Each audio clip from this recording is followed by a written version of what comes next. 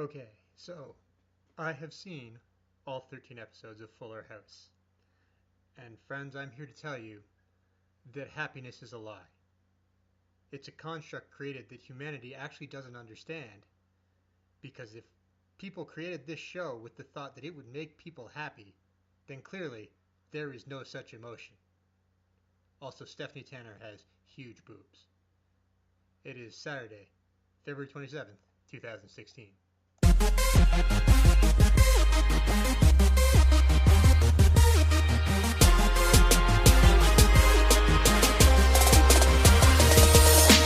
In a world where everyone has an opinion on professional wrestling,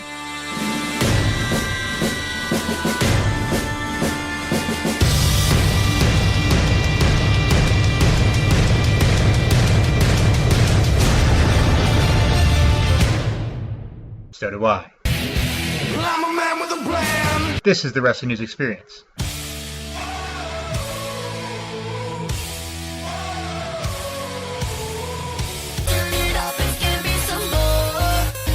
After Dark.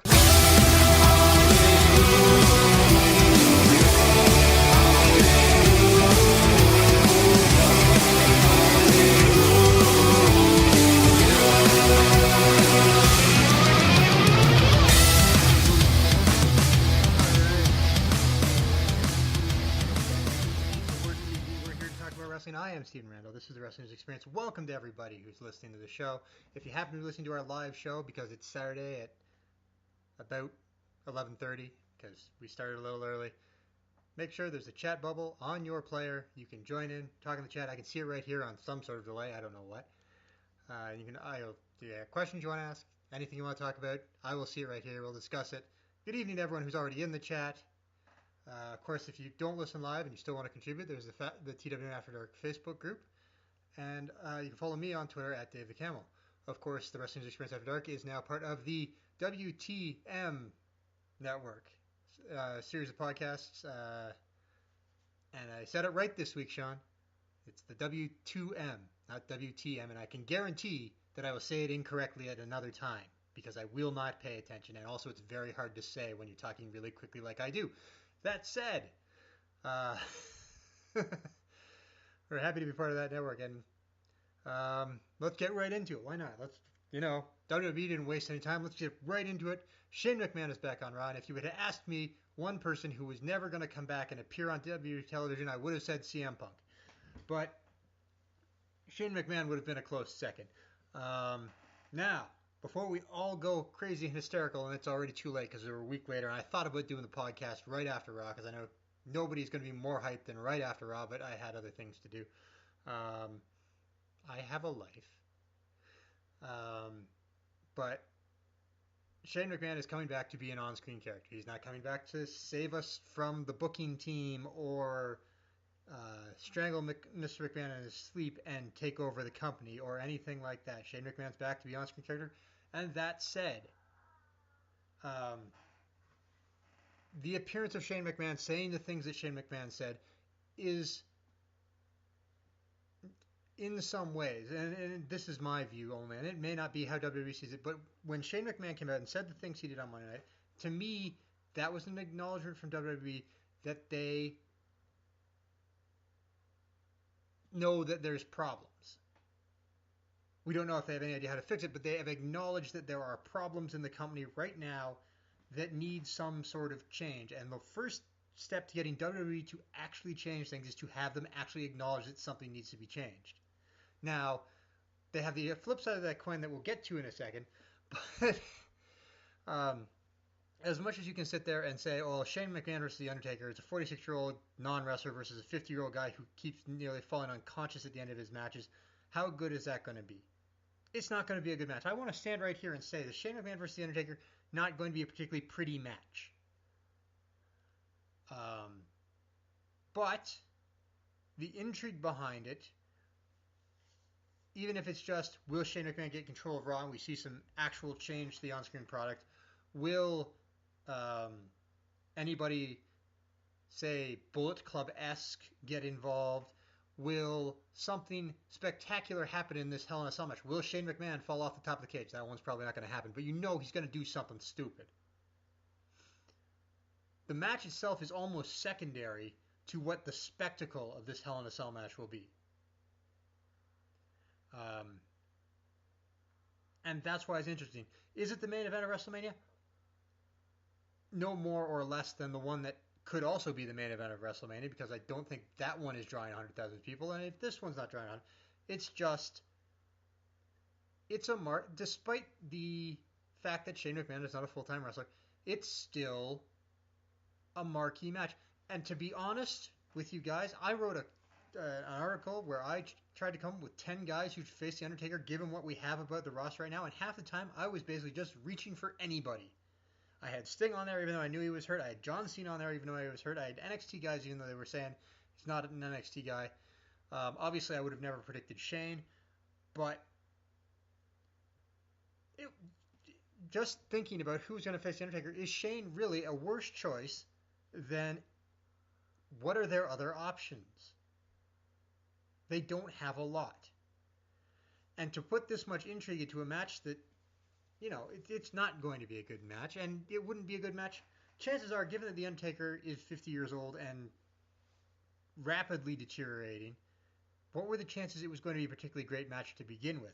Putting it in Hell in a Cell allows them to do all sorts of shenanigans that will make us forget that it's not a very good match. With that said, and we have the question already in the chat, is they're really hoping Shane wins, and I hope Shane wins. Because you know what?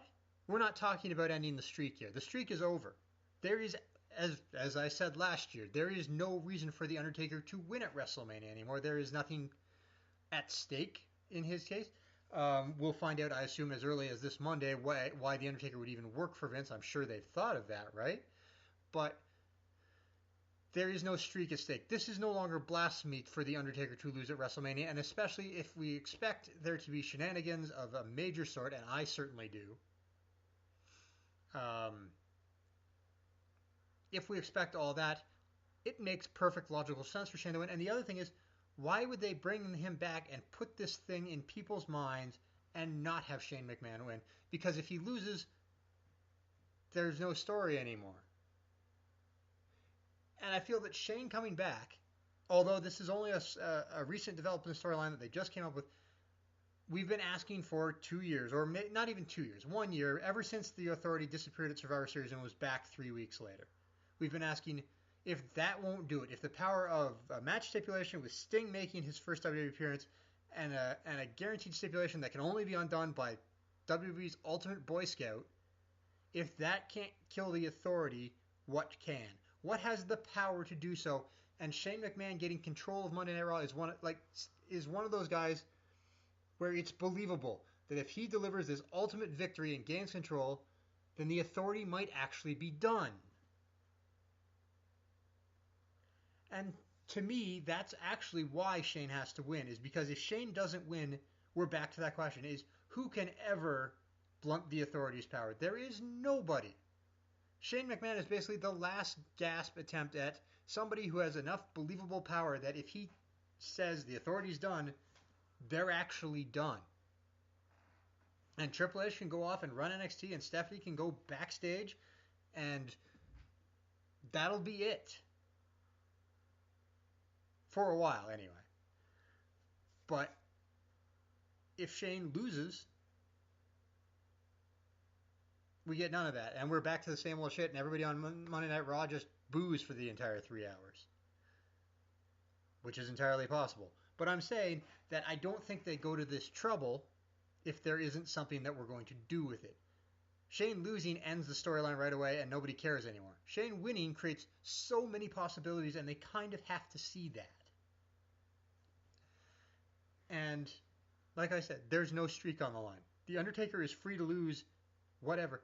In fact, I get that it's in Texas, and I know we all think in Texas there's no way The Undertaker loses this match, but it's not his last match. If The Undertaker was retiring after WrestleMania, I would fully believe he does not win this match. But at this point, he came back more times in the last year than he has in the last 5. He's wrestling more now. There's no reason for him not to lose this match. It can still happen, but no logical reason why he should lose. And if it happens with enough shenanigans and enough people getting involved to take him down, then I don't think anyone's going to be so upset that Shane McMahon beat The Undertaker. Because it's not, it's a storyline beating. It's not that Shane McMahon is going to come up and go toe-to-toe with The Undertaker and emerge as the better man. He's going to win, and it's not going to be pretty. So I think in our little crazy internet wrestling fans' heads, we can accept that, right? Can we not be crazy for once? Can we accept that storyline can trump a record that only exists because it was booked that way?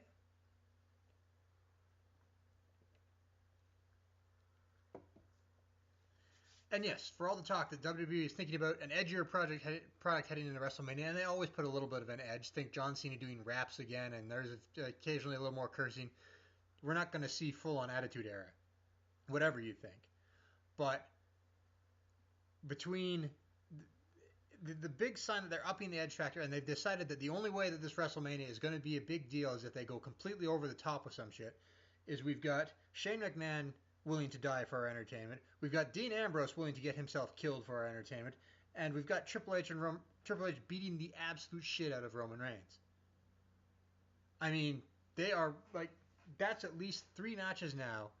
Because Dean Ambrose versus Brock Lesnar's no holds barred. Hell in a Cell match. Whatever the hell brawl they're going to come up with Triple H for Roman Reigns. We're going to see some serious hardcore action at WrestleMania. The bodies are going to be flying. There's going to be weapons. It's just going to be insane. And I think that's what they kind of had to do because just like ECW, if you don't have the roster, cover it up with violence.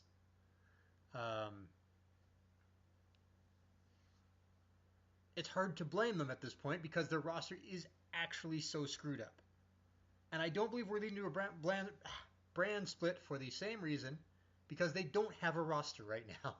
They could, but the good quarter of the top part is gone. And even if you tried, you can't suddenly split what's left into 2 rosters. I'm sorry, it just doesn't work. Yes, if Shane wins, I would love to see him come in. I'd love to go back to the days of Jack Tunney, where the president of WWE showed up on TV to make big decisions like this is going to be the main event of WrestleMania, or we're stripping Hulk Hogan of the title and putting it up for grabs at the Royal Rumble. I think in my childhood, when I saw Jack Tunney like 5 times, and they were all at press conference sort of things where he's making a big announcement about the upcoming pay-per-view, and that was it. And somehow wrestling survived. There were no visible authority figures, or at least no regular visible authority figures, until 1997. And somehow wrestling lasted that long. Even after the Montreal Screwjob, Vince didn't want to become an on-screen character, but he kind of had to do it to preserve his business. And it spiraled out of control from there. But my point is, it could be possible that Shane McMahon wins at WrestleMania. The next night on Raw, he comes out and says, okay, these are the rules. This may, and maybe this is my figurehead general manager who will make the decisions and make it somebody who's retired and it doesn't matter.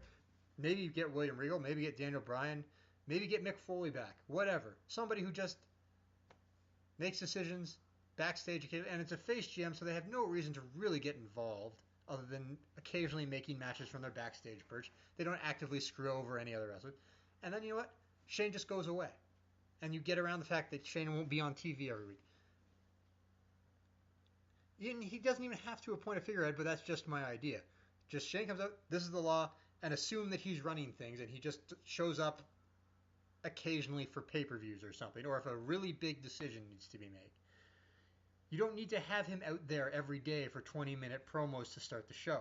There's no reason for it. There never has been.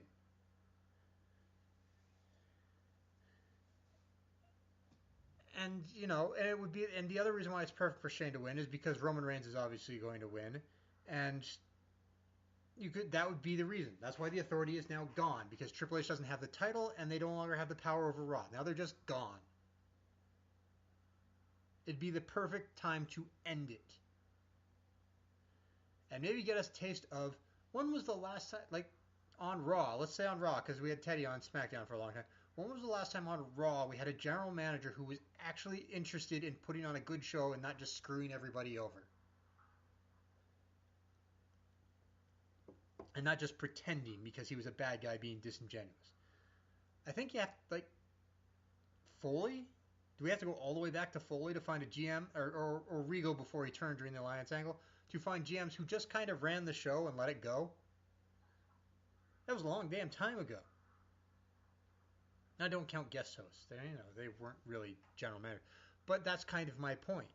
We've been sitting under a dark cloud of evil heel authority figures for over a decade. Maybe it's time for just somebody to have some fun and let the show happen. Notice how NXT manages to run just fine while William Regal sits backstairs in his office and doesn't really do anything except make fair and just decisions when it comes to it. He's there for contract signings and when Samoa Joe and Sami Zayn can't decide who wins. That's it. He doesn't screw with everybody unless somebody comes into his office and screws with him first, and then he just books them in a match. So it's possible to run a GM figure who is not everywhere all the time. And maybe they should give that a try. Now, speaking of Roman Reigns, we're into Roman Reigns now. Triple H beat the shit out of him on Monday. He went off and had elective cosmetic surgery as a result, which seems questionable. They posted pictures of it online, which did not serve to make Roman Reigns look like more of a badass, I'll say. In fact, he basically just looks kind of sleepy.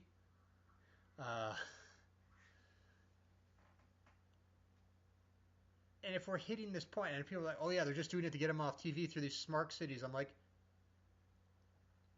what have we done? Have we just decided that we're going to push on through WrestleMania and then we're going to fix it after he wins the title? This is the other reason why I think Shane McMahon versus The Undertaker may be the last match of the night, because at least it has a chance that the show will end with the crowd cheering. And if there was ever a sign that Triple H does not have the last word, it would be this feud, because Triple H is going out there and he's not an idiot. We know Triple H is an idiot.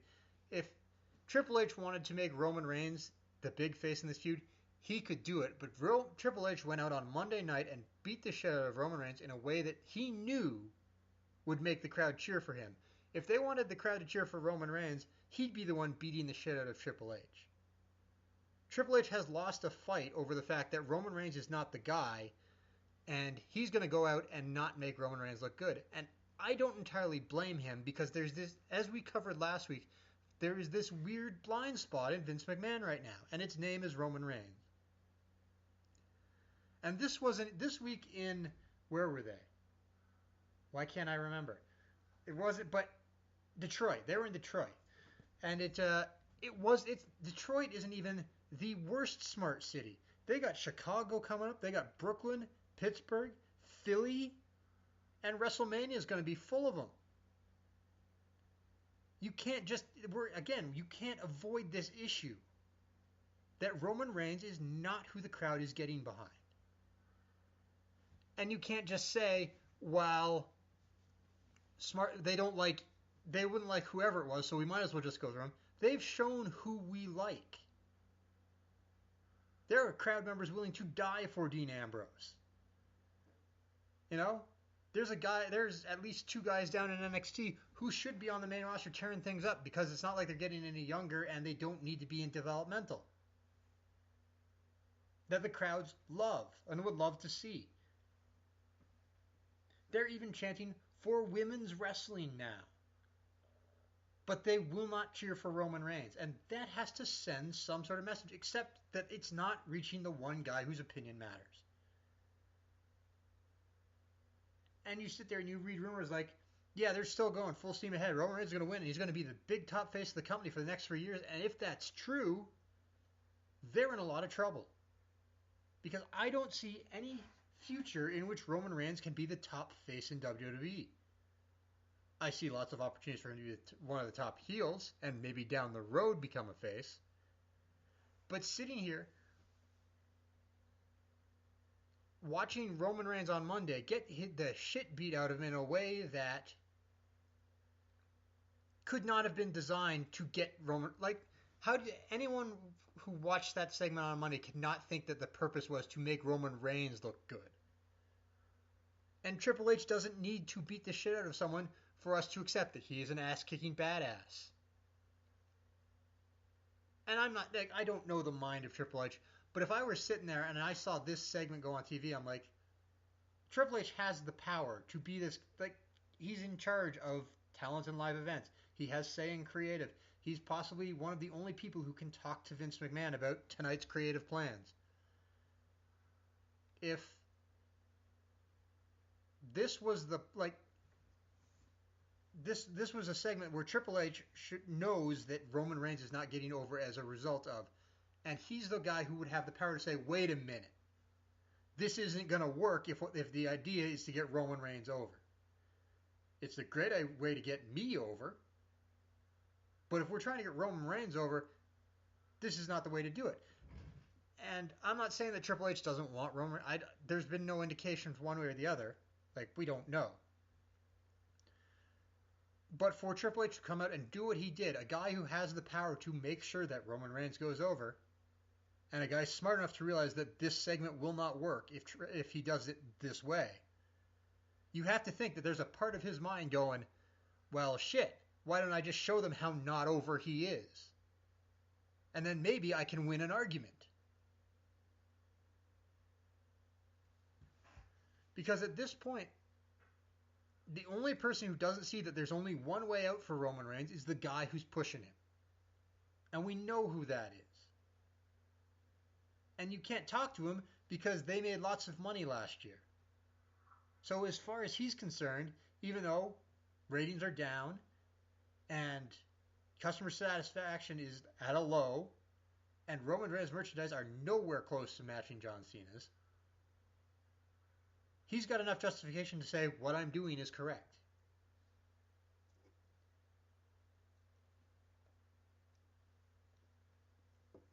And maybe there's some ultimate plan. Maybe the plan is Roman Reigns wins and turns heel. Maybe he turns heel at WrestleMania. Maybe he turns heel the night after. Maybe there is that plan, and maybe we're just getting they're putting it as a low point. But I can't help but sit here and go, there is no way out of this for Roman Reigns as a face. He's not going to get cheered and giving it and pretending that he didn't win the title 2 times already and got his big moment just because it wasn't at WrestleMania.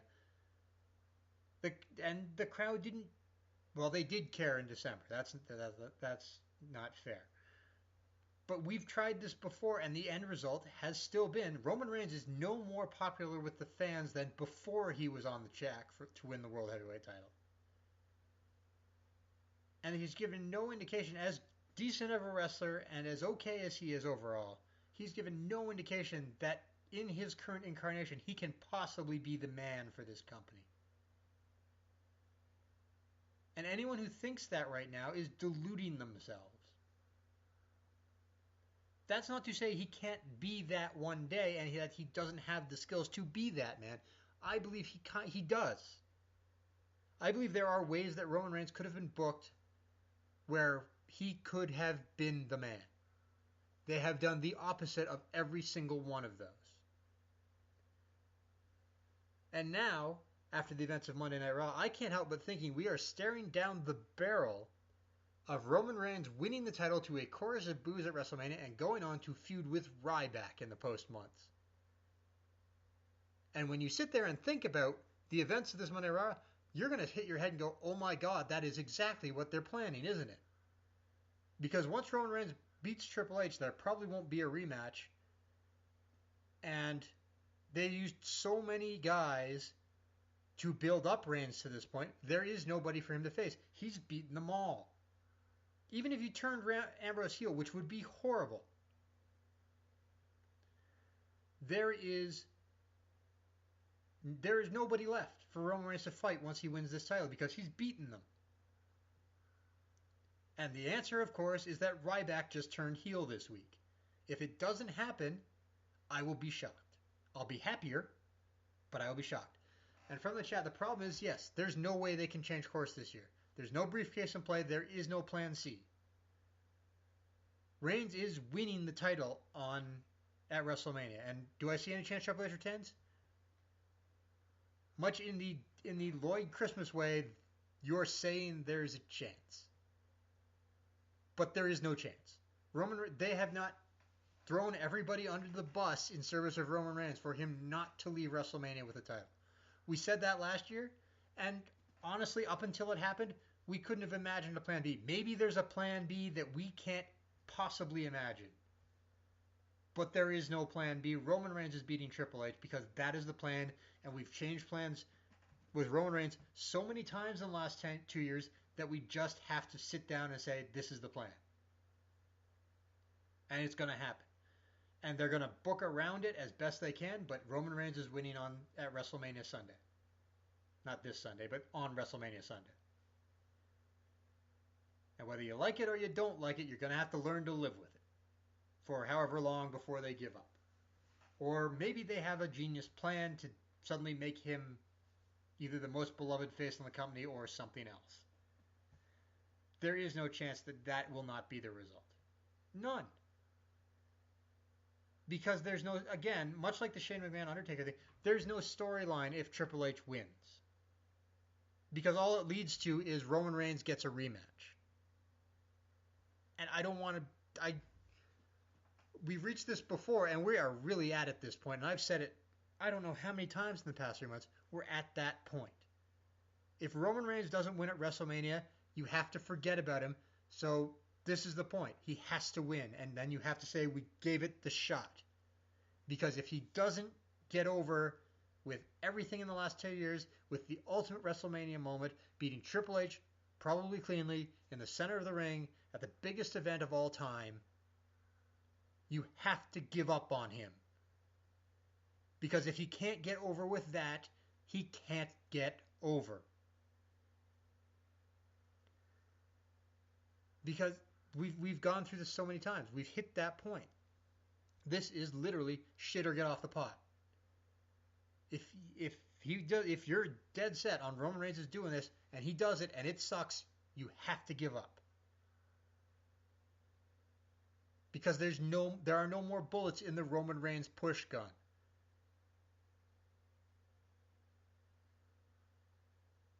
And that's that's where we're at. And yes, Cena's crowd reactions are the reasons why Reigns is winning. This is from the chat. Vince thinks we're going to complain no matter what he does, so he might as well do what he wants to do. And that's probably true. It's faulty thinking, but it's probably true, because even though there are people who boo John Cena, the people booing John Cena still recognize him. By and large, they recognize he's a good wrestler. We're booing the way he's booked. And for all the booing, there's still a certain level of respect. When John Cena won the United States title, a lot of those boos turned because he was doing things that were interesting, he was having great matches, and we were into it. I'm saying that Vince, that is the message that Vince is getting, is that Cena's boos are a sign that he doesn't care, and that he's decided that we're going to do what we're going to do, and he's going to do what he wants to do because we're a crowd and we're stupid.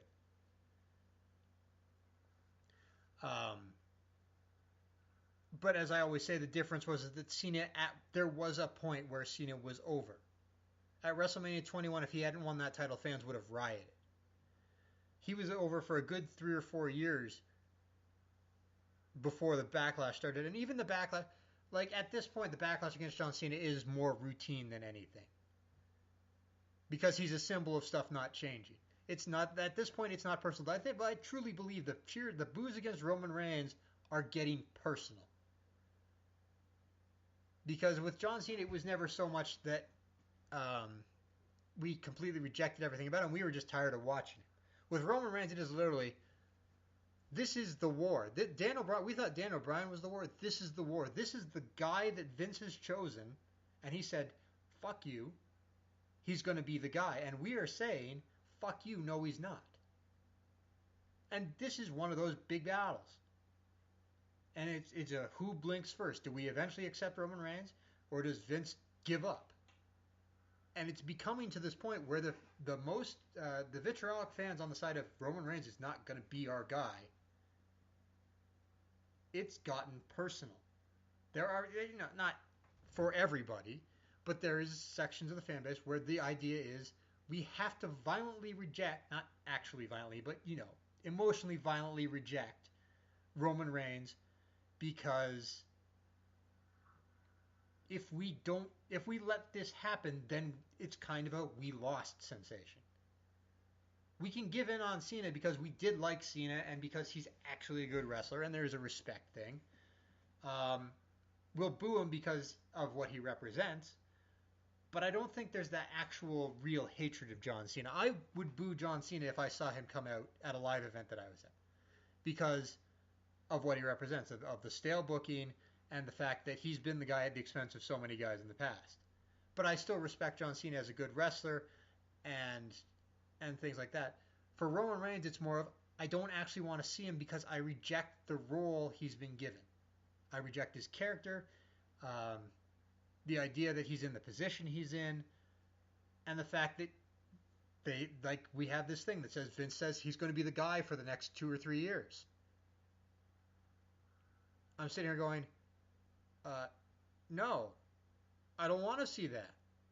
I don't want to see him to be the guy for the next 2 weeks, but I'm going to get it.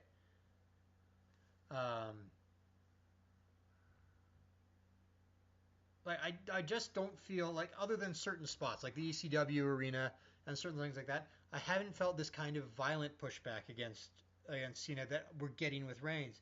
It is less of a respect thing and more of a fuck you. Could the Shane versus Vince storyline help Reigns? It certainly could. But it gets back to into the way that they're booking him does not seem conducive to helping him. It is as if we've decided to put our head, or not we, WWE has decided to put their heads down and get through WrestleMania. We have the plan. We'll get through there. We'll figure it out afterwards. Who cares what he looks like? He's going to get that WrestleMania moment, and then we'll see what happens.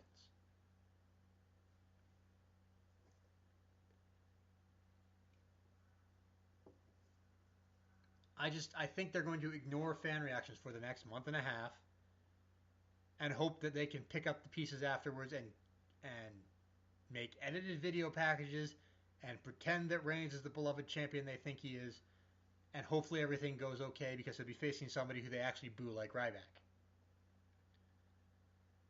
I don't think it's going to work that way, but I think that I have to believe, if this is what they're doing, I have to believe that's the plan. To just, let's get through WrestleMania at this point.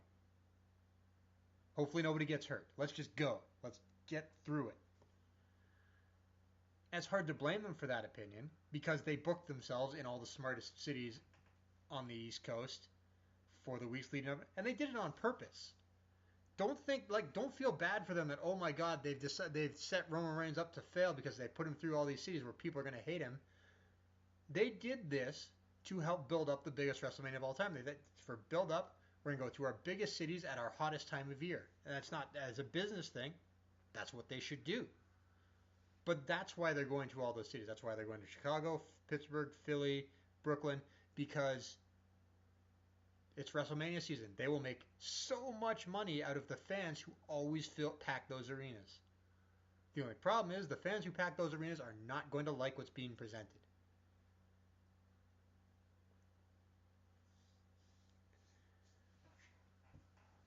Now, I do know maybe there's a plan. I'd like to believe there's a plan, but then I see AJ Styles and Chris Jericho stuck in a tag team now, and I think to myself, how is there a plan? How is that the plan? There's a guy, AJ Styles. I mean, he literally doesn't have that much time because he's 38. He's not going to be in wrestling for that long, but we're wasting his WrestleMania appearance. Clearly, we're going to put him in a tag team with Chris Jericho. AJ Styles is already over. Why does he need to be in a tag team? Is it because we have no idea what the fuck to do with him? I don't know. Maybe it won't be long. But from the chat, a lot of people are blaming Reigns, though. He's doing what he's told. Yeah. No. Yeah. I don't personally blame Roman Reigns. I do think he's not as good of a wrestler. I'm not sure he doesn't deserve to be in the position he's in. But I don't blame Roman Reigns for being in the position he's in. He's a guy in over his head. And clearly in over his head. Who knows it? Yeah. I'm mad at how he's booked. I'm mad at the fact that other guys I like aren't getting this opportunity because of a senile old man in charge who still likes guys who look a certain way. And I think that's going to be the guy. And it's wrong to blame Roman Reigns, but he's the one we see on TV every week. And you can't, boos are non-specific. I can't explain that I'm booing him because I'm upset with the way his character is booked. I'm booing him. Booing is just a rejection. I can't be more specific. It's not as catchy to chant. No, personally, I don't. Roman Reigns is doing what it's doing. If you were told that you're going to get to be WWE World Heavyweight Champion, you're going to say okay, and you're going to go along with it. And I'm sure he's working hard. I don't think he's not. But I don't want to see it, and a lot of people don't want to see it. And the only way to make displeasure known is to boo. I don't say you shouldn't be throwing beers at him. I read that report about somebody threw a drink at him. I'm like, no, that's too far. It's still a wrestling event, and throwing stuff is not allowed. Don't do that. It's stupid. But the only way to do it is to boo. And it's a unique problem to wrestling because the characters and the people who play them are so intertwined that, you can't say we're booing the character, not the man. You're just because the character is the man to a certain extent.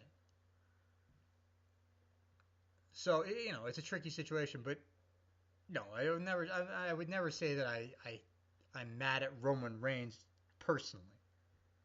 I'm mad at Roman Reigns as a character for sucking. And then being pushed in a position where I'm supposed to expect that he's great. And that gets back to someone, it was posted on Facebook that I saw, was somebody posted a tweet about how it's reached a point where if Roman Reigns saved you from a fire, you'd say you didn't like his rescuing technique. And that's a bad analogy. It's because it's saying that we don't like Roman Reigns the person. It's saying we're finding excuses to complain about him. No, that's not what it is. And they're two different situations. Roman Reigns rescued me from a fire. I'm going to take all the help I can get. Roman Reigns main event in WrestleMania. Well, I don't particularly like that, and it's not a life-threatening situation. They're different things. We don't hate Roman Reigns the person. I mean, some people may. I don't. I don't think most of them do. Roman as a character is just terrible.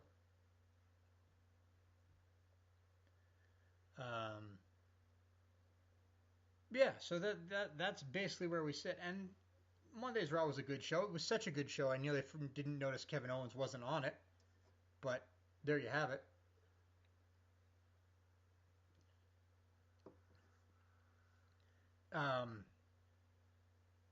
It is a show where, I'm starting to believe that they really are just giving up on that third hour. Like, they're losing so many viewers for that last hour. It's just getting incredible. But, that's nothing new.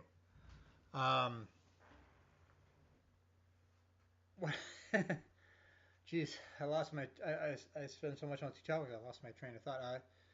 Styles versus Jericho, I think that my thing is I'd love to see Styles in a one-on-one match. And whether it's with Chris Jericho or Kevin Owens or whoever, I think you're wasting a lot of potential by throwing him in a tag team. And we know the New Day are probably going to face the League of Nations, which isn't going to be bad, and at least the New Day are carrying their end at ridiculous amounts.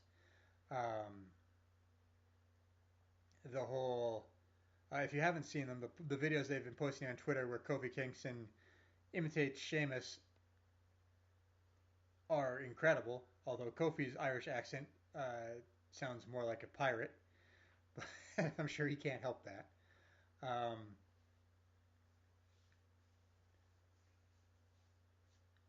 It's just become to this point, we're at this point, that they don't have the roster to make WrestleMania that incredible, so they're kind of scrambling. And they're scrambling to get the biggest names they have left on the roster, which is why someone like the New Day is facing someone like the League of Nations, because the League of Nations contains a bunch of guys who are recognizable and some of whom have been in the main event in the last couple of years. Um, it's why we may get Bray Wyatt versus Ryback or Kane versus Ryback, or Big Show versus Ryback. I'm not sure where they're headed with that, because at least they're recognizable guys who've had some sort of recognizable push in the last couple of years. They're basically, this is what we've got, this is what we're going to do. I would love AJ Styles versus Owens. And it doesn't take that long to build up, because all you have to do is that Kevin Owens has to be a dick for a week to AJ Styles, and everyone's going to want to see him kick his ass. That's just what happens. Kevin Owens is feuding with 9 people at any one time. And yeah, I think the better idea would be have the multi-man match, whatever multi-man match they might be planning, should involve Kalisto in the U.S. title. That's where you can stick your Alberto Del Rios, whoever in the New Day doesn't face, or whoever in the League of Nations doesn't face the New Day. Your mid-tier guys with nothing to do who aren't in the Andre the Giant Battle Royal. And then you have an excuse for not putting the Andre the Giant Memorial Battle Royal on the pay-per-view again. Not that they need one, but that would be it. And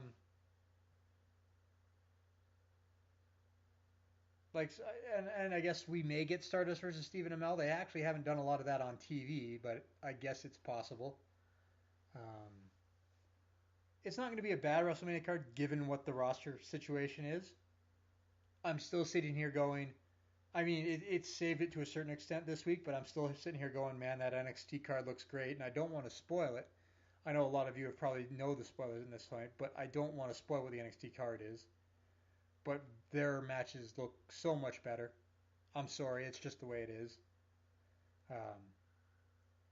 But WrestleMania this week compared to the WrestleMania we knew even just after Fastlane, which I still can't believe was just this past Sunday.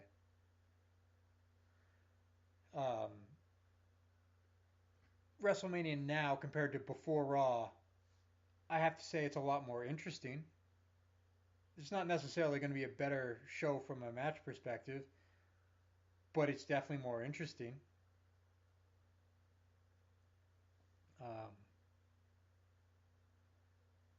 So at least it feels more worth my $9.99 a month at this point. It's still not going to be spectacular, but then we were worried last year's was going to be one of the worst WrestleManias of all time. So I mean, how bad can it be? I expect we'll get some more stuff set up this week, just because last week was so overcome by the one big angle.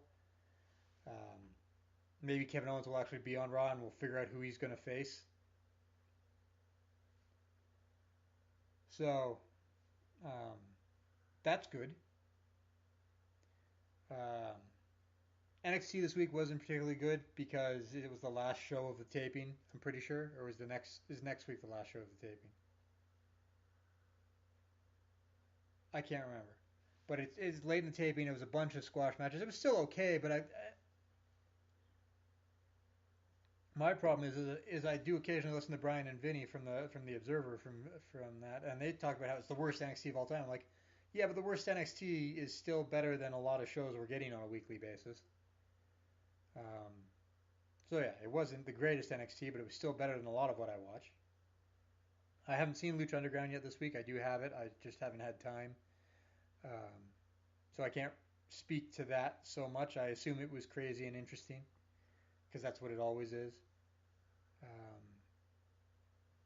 But yeah, I think we can at least sit here and go, we're in an interesting spot. It may be good, it may be bad, but at least there's things that we're talking about it. It's getting attention. There's intrigue into WrestleMania, when before we were sitting there going, oh God, we're going to have to watch Roman Reigns win, and that's all we know about WrestleMania right now. And don't forget, we're getting stuff like there will be a women's title match that will involve at least 2 out of Charlotte, Sasha, and Becky Lynch. And the Total Divas reign is almost totally done.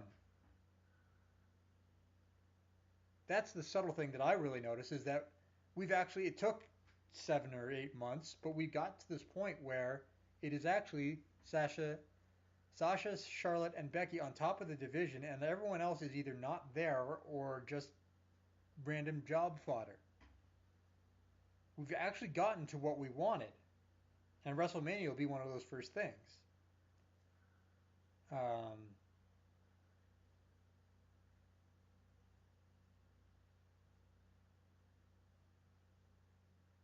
it's hard to say, but yeah,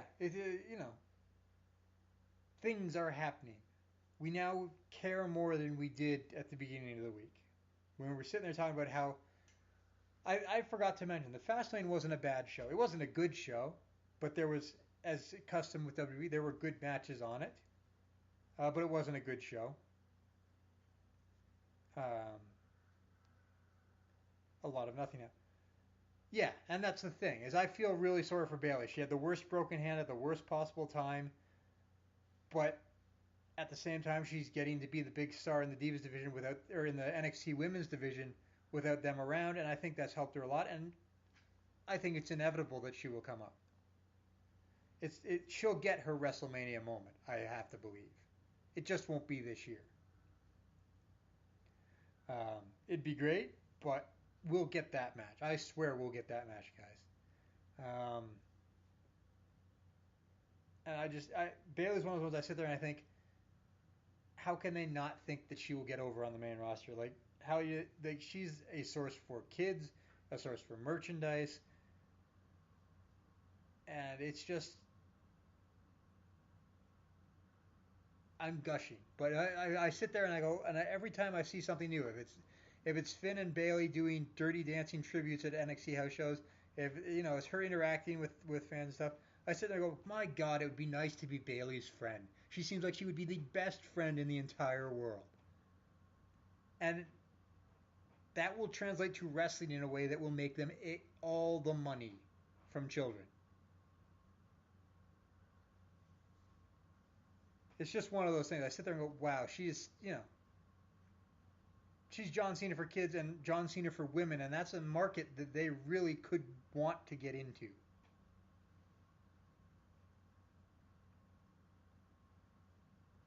It's just one of those things. Is you sit there and like, yeah, that's a good thing, and there has to be a plan.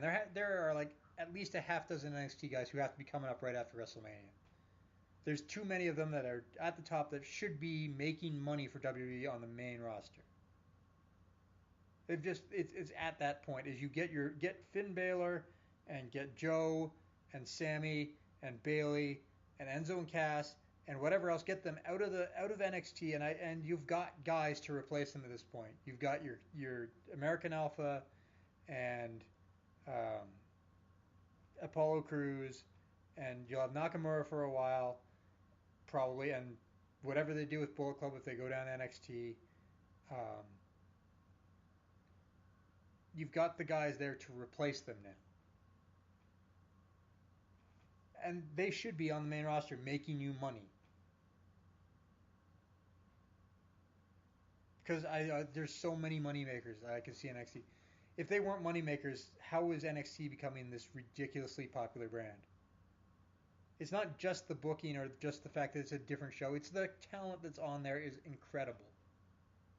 And WWE has to get them up on the larger stage. All right, so that will do us for another week, wrestling-wise anyway. For video games, I think I mentioned last week, I know I mentioned that I was playing the Division Beta, and now that it's over, I can say that it was, I enjoyed it, I really liked it, I really think I want to play that game, assuming I can find time, and that the content of the actual game is similar to the content of the beta, only a lot more of it.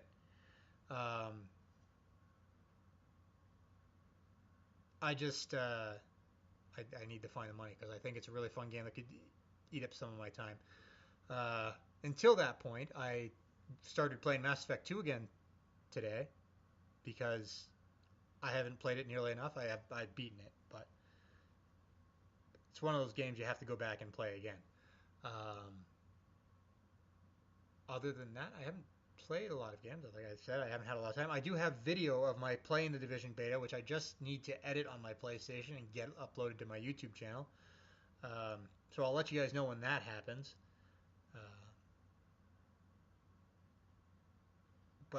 that's about it. Like I said, I watched all of Fuller House, and it's terrible. It's just bad. It's bad. But then the original Full House was bad as well. So I mean, you got to know what you're getting into when you start watching that show. Um, but I don't advise it, especially if you're not somebody who actually watched the original. If you have no nostalgia, do not watch this show because you will not understand what's going on. You will not understand how people thought that was good. I had to explain this when it launched on Friday on Netflix. Some guys at work, we streamed it on a television in the lunchroom, and there was a guy who hadn't grown up in North America and who wasn't old enough to have watched the original Full House, and he couldn't understand why this was supposed to be funny and why they were acting badly. I'm like, well, you kind of had to watch the original show to understand. I'm like, but you're too young. Anyway, that's far too much talking about Fuller House. Um, as a reminder, what's my spiel at this point? Um, if you want to talk more, if you happen to not be listening live, there's the Facebook group TWNE After Dark. You can follow me on Twitter at Dave the Camel. I live tweet Raws and pay-per-views now because why not? It's kind of fun. So if you happen to follow me, you can watch me lame attempts of humor in text form in 140 characters or less on Mondays on Raw and during pay-per-views. You can read all my work on my day job, where I am senior wrestling editor for Goliath.com. We also have a Facebook page for that, and you could just go to the website. Of course, we are part of the W2M network, a series of podcasts that include Wrestling to the Max, Cooperative Multiplayer Live, Football to Football, a couple others I don't remember the names of, but I'm sure Sean would tell me if I was paying attention to him. And what was my other thing? Of course, this podcast gets posted on Spreaker.com, on ForumMania.com, on the Facebook group, and it's available on iTunes and Stitcher. I don't know how long it takes to get up there, but I know there's people who listen to it on those, and I appreciate it. As always, I do appreciate everyone for listening. We'll be back again next week about this time on Saturdays at somewhere around midnight. Always check the Facebook group, and I'll let you know when we're going to go live. And links posted on my Twitter feed automatically. So thanks everyone in the chat for hanging out. Thanks for listening. We'll see you next week. Have a good one. Always be a fan.